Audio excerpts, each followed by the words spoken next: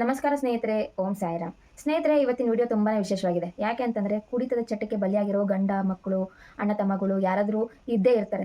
ಈ ಸಮಸ್ಯೆಗಳಿಂದ ಅವರಿಗೆ ಹೊರ ತರೋದಕ್ಕೋಸ್ಕರ ಅವ್ರ ಕೈಕಾಲನ್ನು ಹಿಡಿದಿರ್ತೀರಾ, ಹತ್ತು ಕದ್ದು ಮಾಡಿ ಗೋಗರ್ದಿರ್ತೀರಾ, ಏನ್ ಮಾಡಿದ್ರು ಅವ್ರಿಗೆ ಬಿಡ್ತಾನೆ ಇರೋದಿಲ್ಲ. ಅಂತವರಿಗೆ ಸಾಯಿಬಾಬಾರವರಿಗೆ ಪ್ರಾರ್ಥನೆ ಮಾಡಿರ್ತೀರಿ, ಬಾಬಾ ಏನ್ ಮಾಡ್ಲಿ, ಈ ಸಮಸ್ಯೆಗೆ ಏನ್ ಪರಿಹಾರ ಕಂಡಿಡಿಲಿ, ನಾನು ಏನ್ ಮಾಡಿದ್ರೆ ಇವ್ರು ಭಕ್ತಿಲ್ವಲ್ಲ ಅಂತೇಳಿ ನಿಮ್ಗೆ ಚಿಂತೆ ಆಗಿದೆ. ಅದಕ್ಕೋಸ್ಕರನೇ ಇವತ್ತು ಬಾಬಾ ಈ ವಿಡಿಯೋನ ನಿಮಗೆ ಸಿಗೋ ಹಾಗೆ ಮಾಡಿದ್ದಾರೆ. ಏನು ಆ ಒಂದು ಸೊಲ್ಯೂಷನ್ ಅಂತಂದ್ರೆ, ಸಚ್ಚರಿತೆಯಲ್ಲಿ 18 ಮತ್ತು 19ನೇ ಅಧ್ಯಾಯದಲ್ಲಿ ವಿವಿಧೋಪದೇಶ ಅಂತ ಬರುತ್ತೆ. ಯಾರು ಈ ತರ ಹೊಸ ಸಾಯಿ ಸಚ್ಚರಿತೆ ಬುಕ್ನ ಇಟ್ಕೊಂಡಿದ್ದೀರಲ್ಲ, ಪೇಜ್ ನಂಬರ್ 133, ಆ ಪೇಜ್ನಲ್ಲಿ ಕೆಳಗಡೆಯಿಂದ 5ನೇ ಲೈನಿಂದ ಸ್ಟಾರ್ಟ್ ಆಗುತ್ತೆ. ಓಕೆನಾ. ಕೆಲವು ಕುಡುಕರಿಗೆ ಕನಸಿನಲ್ಲಿ ಕಾಣಿಸಿಕೊಂಡು ಅವರ ಎದೆಯ ಮೇಲೆ ಕುಳಿತು ನೋವು ಮಾಡಿ ಅವರು ಕುಡಿಯುವುದಿಲ್ಲವೆಂದು ಮಾತು ಕೊಟ್ಟ ಹೊರತು ಬಿಡುತ್ತಿರಲಿಲ್ಲ.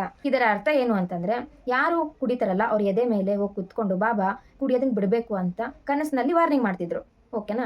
ಈಗ ರಿಯಲ್ ಲೈಫಲ್ಲಿ ಯಾವ ರೀತಿ ಮ್ಯಾಜಿಕ್ ಆಗುತ್ತೆ, ಏನ್ ಮಾಡ್ಬೇಕು ಇದನ್ನ ಅಂತಂದ್ರೆ, ನಿಮಗೆ ಡೈಲಿ ಸಂಪೂರ್ಣವಾಗಿ 18, 19ನೇ ಅಧ್ಯಾಯ ಓದೋದಕ್ಕಾಗುತ್ತೆ ಅಂದ್ರೆ ಸಂಪೂರ್ಣವಾಗಿ ಓದಿ.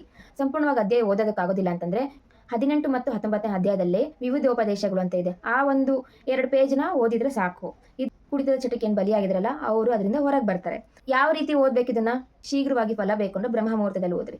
ಓಕೆ, ಅವಾಗ ಆಗೋದಿಲ್ಲ ಅಂತಂದ್ರೆ ನೀವು ಇಡೀ ದಿನದಲ್ಲಿ ಯಾವಾಗ ಬೇಕಾದ್ರೂ ಓದ್ಬೋದು. ಸ್ನಾನ ಪೂಜೆಗಳನ್ನ ಮಾಡಾದ್ರೂ ಓದ್ರಿ, ಅಥವಾ ನಿಮ್ಗೆ ಹಾಗೆ ಕೈಕಾಲು ಮುಖ ತೊಳ್ಕೊಂಡು ಓದ್ತೀರಾ ಹಾಗಾದ್ರೂ ಓದ್ರಿ. ಆಮೇಲೆ ಇನ್ನೊಂದು ಮುಖ್ಯವಾದದ್ದು ಏನು ಅಂತಂದ್ರೆ, ಶ್ರದ್ಧೆ ಮತ್ತು ನಂಬಿಕೆ ಬಹಳನೇ ಮುಖ್ಯ. ಒಂದಿನ 2 ದಿನ 1 ವಾರ 10 ದಿನ 20 ದಿನ ಮಾಡ್ಬಿಟ್ಟು ಕುಡಿಯೋದು ಬಿಟ್ಲಿಲ್ಲ ಅಂತ ಬಂದು ಕಮೆಂಟ್ ಮಾಡೋದಕ್ಕೆ ಹೋಗ್ಬೇಡಿ. ನೀವು ಎಷ್ಟು ಸಂಪೂರ್ಣವಾಗಿ ಸರೆಂಡರ್ ಆಗಿ ನೀವು ಸತತವಾಗಿ ಓದ್ತಾ ಬನ್ನಿ, ಸ್ಟೆಪ್ ಬೈ ಸ್ಟೆಪ್ ಬಿಡ್ತಾ ಬರ್ತಾರೆ. ಯಾಕಂದ್ರೆ ಚಟ ಅನ್ನೋದು ಅಷ್ಟು ಈಸಿಯಾಗಿ ಅದರಿಂದ ಹೊರಗೆ ಬರೋದಕ್ಕೆ ಆಗೋದಿಲ್ಲ ಅವರಿಗೆ. ಒಮ್ಮಿಂದ ಮಕ್ಕಳೇ ಇದ್ರೆ ಎನರ್ಜಿ ಅವ್ರಿಗೆ ಕನೆಕ್ಟ್ ಆಗೇ ಆಗುತ್ತೆ, ಒಳ್ಳೇದಾಗೇ ಆಗುತ್ತೆ, ಅವ್ರು ಕುಡಿಯೋದನ್ನ ಬಿಟ್ಟೇ ಬಿಡ್ತಾರೆ. ಸತತವಾಗಿ ಓದ್ತಾ ಬನ್ರಿ. ಕನಿಷ್ಠ 1 ರಿಂದ 3 ತಿಂಗಳುಗಳ ಕಾಲ ಓದ್ತಾ ಬರಬೇಕು. ಸಾಯಿ ಸಚ್ಚರಿತೆ ಈ ಅಧ್ಯಾಯ ನೀವು ಓದ್ತಿರ್ಬೇಕಾದ್ರೆ ಒಂದ್ ಕೆಲಸ ಮಾಡಬೇಕು. 1 ಲೋಟ ನೀರು ತುಂಬಿಟ್ಕೋಬೇಕು. ಆಮೇಲೆ ಸಂಕಲ್ಪ ಮಾಡ್ಕೊಂಡು ಈ ಅಧ್ಯಾಯನ ಓದಿ ಮುಗಿಸ್ರಿ.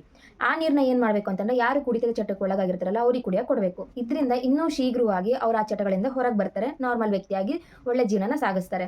ಸ್ನೇಹಿತರೆ, ಇನ್ಯಾವುದೇ ವಿಷಯಕ್ಕೆ ನಿಮಗೆ ಸಾಯಿ ಸಚ್ಚರಿತ ಮೂಲಕ ನಿಮಗೆ ಪರಿಹಾರ ಬೇಕು ಅಂತಂದ್ರೆ ಕಮೆಂಟ್ ಮೂಲಕ ತಿಳಿಸಿ ಅಥವಾ DM ಮಾಡಿ. ಖಂಡಿತವಾಗ್ಲೂ ನನಗೆ ತಿಳಿದಷ್ಟು ನಾನು ಬಾಬಾರವರ ಸಚ್ಚರಿತೆ ಮೂಲಕ ನಿಮಗೆ ಪರಿಹಾರನ ಒದಗಿಸೋದಕ್ಕೆ ಪ್ರಯತ್ನ ಮಾಡ್ತೀನಿ.